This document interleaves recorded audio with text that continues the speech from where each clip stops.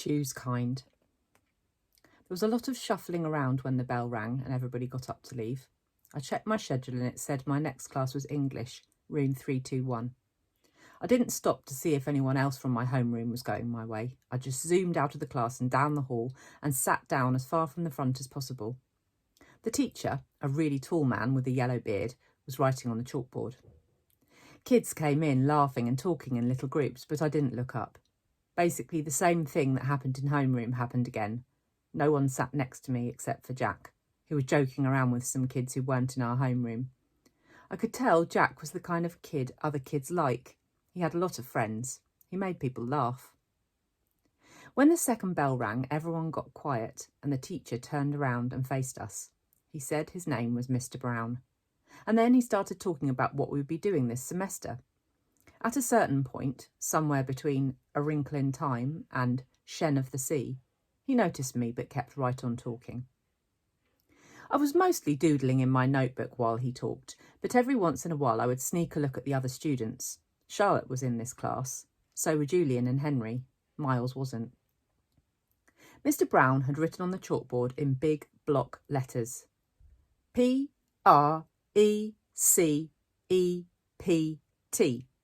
Precept.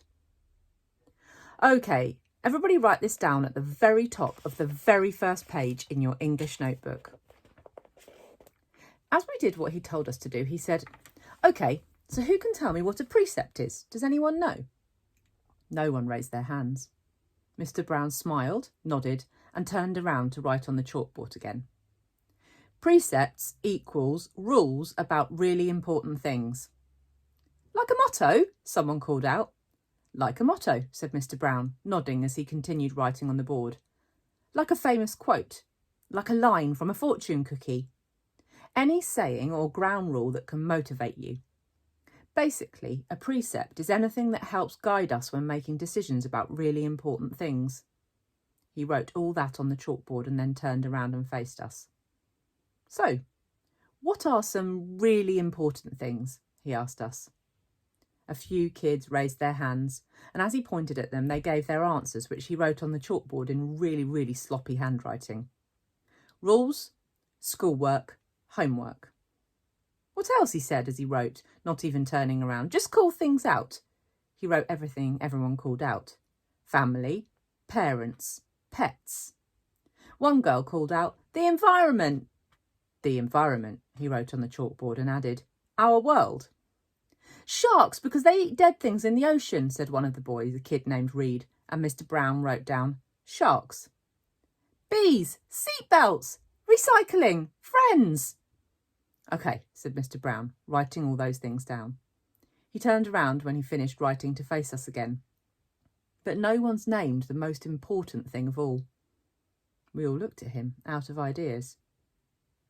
God, said one kid, and I could tell that even though Mr. Brown wrote God down, that wasn't the answer he was looking for. Without saying anything else, he wrote down, who we are. Who we are, he said, underlining each word as he said it. Who we are. Us, right? What kind of people are we? What kind of person are you? Isn't that the most important thing of all? Isn't that the kind of question we should be asking ourselves all the time? What kind of person am I? Did anyone happen to notice the plaque next to the door of this school? Anyone read what it says? Anyone? He looked around, but no one knew the answer. It says, know thyself, he said, smiling and nodding. And learning who you are is what you're here to do. I thought we were here to learn English, Jack cracked, which made everyone laugh. Oh yeah, and that too, Mr. Brown answered, which I thought was very cool of him. He turned around and wrote in big, huge block letters that spread all the way across the chalkboard, Mr. Brown's September Precept. When given the choice between being right or being kind, choose kind. OK, so everybody, he said, facing us again. I want you to start a brand new section in your notebooks and call it Mr. Brown's Precepts. He kept talking as we did what he was telling us to do.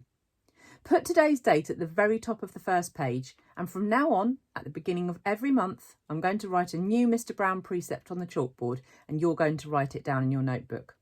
Then we're going to discuss that precept and what it means. And at the end of the month, you're going to write an essay about it, about what it means to you. So by the end of the year, you'll all have your own list of precepts to take away with you.